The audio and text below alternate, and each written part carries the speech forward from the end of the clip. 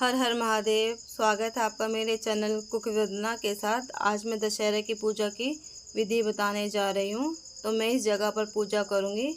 तो मैंने इसे एक अच्छे से साफ़ कपड़े से गीले से इसे साफ़ कर लिया है। इस जगह को आप भी जहाँ पूजा करें इस तरीके से इसे साफ़ कर लें। चाहे तो उस पर गीला पानी छिड़क सकते हैं और एक साफ़ कपड़ा लगा दें। अब मैंने ये गेरू जानते होंगे, गेरू होता है जो पूजा के काम आता है। इस तरीके से मैंने इस गेरू से एक बॉक्स बना लिया है।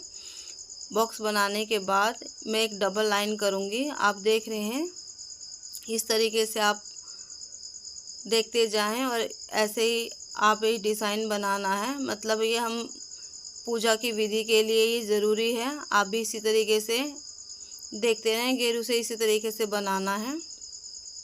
आप कोई भी डिज़ाइन दे सकते हैं। मैंने एक बॉक्स बनाया, डबल लेयर उसकी बनाई है। तो इस तरीके से पूजा की आप जो विधि है शुरू करें। इसमें यह है कि गेरू जो है यूज़ इसका बहुत ज़रूरी है। गेरू शुभ काम के लिए यूज़ होता है, तो आप भी गेरू का ही यूज़ करें। मैंने ये यहाँ गोल चक्र बना दिया है। इसके अंदर में सूखा जो आटा होता है वो इसके अंदर लगाऊंगी। शुभ आटा ये आटा जो है शुभ होता है।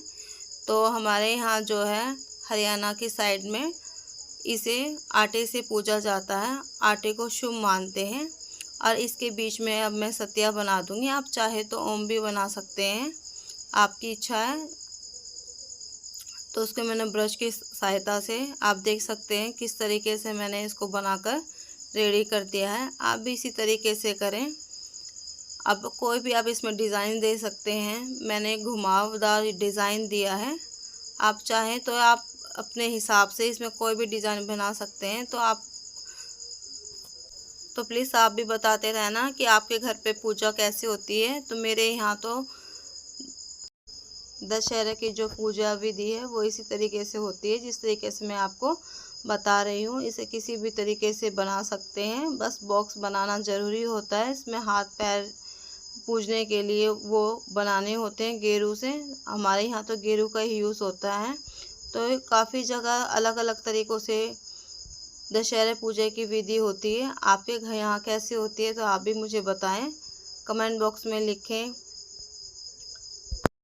और कोई मुश्किल नहीं है ये आकृति बनाना। आप देख सकते हैं किस तरीके से मैंने इजी तरीके से ब्रश से इसे बनाया है। इसमें थोड़ा बहुत मैंने इसको डेकोरेट करा है। मेरे यहाँ पे तो इसी तरीके से इसे सजाया जाता है। हर साल इसी तरीके से दशहरा की पूजा की जाती है। पूजा करने के लिए ये जो विधि है सबसे पहले ये बहुत ज़रूरी होती है। हमारे यहाँ इसी प्रकार की आकृतियाँ बनती हैं। इसके बिना तो पूजा संपन्न नहीं होती। तो ज़्यादा इसमें मुश्किल काम नहीं है। हमारे यहाँ तो पूर्वज भी इसी तरीके से पूजा करते थे। तो हमारे यहाँ भी इसी तरीके से सरल विधि से पूजा होती है। ऐसे पूजा करने से भी भगवान बहुत खुश होते हैं।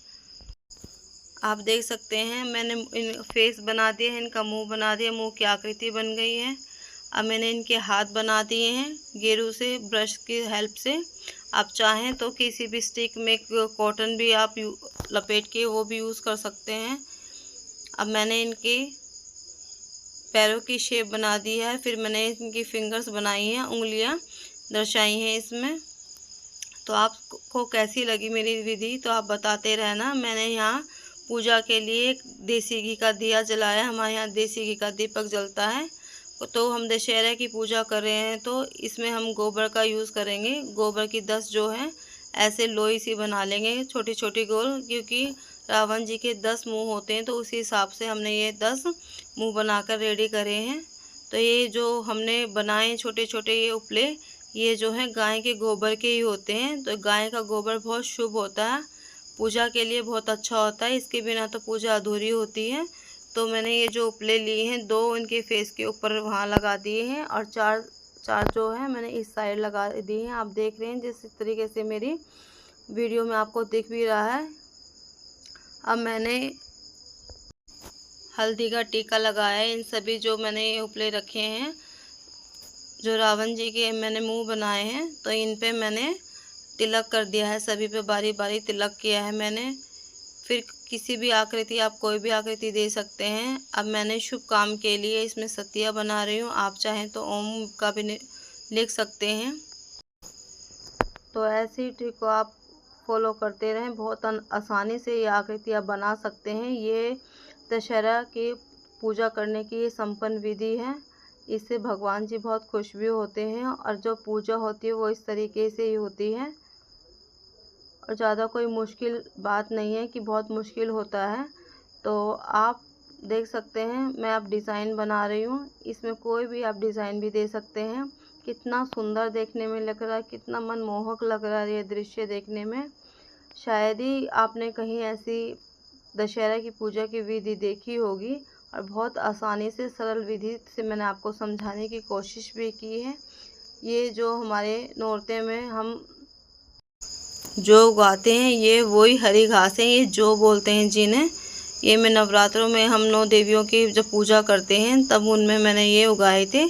आप देख सकते हैं कितनी श्रद्धा पूर्वक मेरे ये जो उगे हैं। तो मैंने ये सभी रावण जी के जो मुंह बनाए हैं इन्हीं के ऊपर मैंने इनसे पूजा की है। सभी पे बारी बारी मैंने जो रखे हैं, तिलक किया है इनके ऊपर और घी का, देसी घी का मैंने दीपक जलाया है। अब पूजा के लिए बिना, कहते हैं ना, बिना फूल के तो पूजा संपन्न नहीं होती। तो मैंने इन्हें फूल चढ़ाए हैं। आपके घर पे फूल हो तो वो चढ़ाइए। मैंने ये पहले से मंगवाए हुए थे क्योंकि हमारे यहाँ दशहरा पूजा होती है, हमारे यहाँ बहुत विधि विधान से पूजा होती है। तो ये मैंने गुलाब की जो पत्तियाँ हैं मैंने ये भी इनके चढ़ाई है। अपनी पूजा विधि में इसे भी मैंने शामिल किया है। अब आती रही मेरी भोग की बारी। तो मैंने यहाँ एक फ्रूट की जगह मैंने केला लिया है। आप तो कोई भी फल चढ़ा सकते हैं, पर केला शुभ होता है। हमारे यहाँ केला जो है शुभ माना जाता है। और ये मैंने प्रसाद बनाया है। मैंने जीरे का तड़का लगा के सिंपल दाल बनाई है। और ये बूरा, देसी घी और ये चावल हैं। और दक्षिणा के आधार पर ये मैंने जो है अपने दक्षिणा के अकॉर्डिंग ये पैसे रखे हैं, रुपए रखे हैं। इसमें जो आपकी श्रद्धा पूर्वक जितनी हो, और आपको 10 बार आरती उतारनी है कम से कम, क्योंकि रावण जी के 10 मुंह होते हैं। तो इसलिए आपको 10 बार आरती उतार के अपने घर परिवार के लिए सुख शांति मांगनी है। श्रद्धा से आप पूजा कीजिए, नमन कीजिए।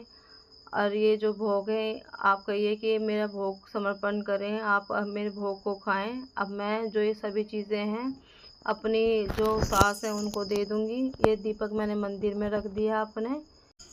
इसी तरीके से मेरी जो पूजा ये संपन्न हो गई है। मैं ये सारी सामग्री अपने सास को दे दूंगी। आई होप आपको मेरी ये दशहरा की पूजा सरल विधि बहुत पसंद आई होगी। आप भी इसी तरीके से घर पे पूजा करें, आप भी इसी तरीके से विधि विधान से बनाएं। पूजा करने के बाद आप इसे अच्छे से साफ़ कपड़े से साफ़ कर दें।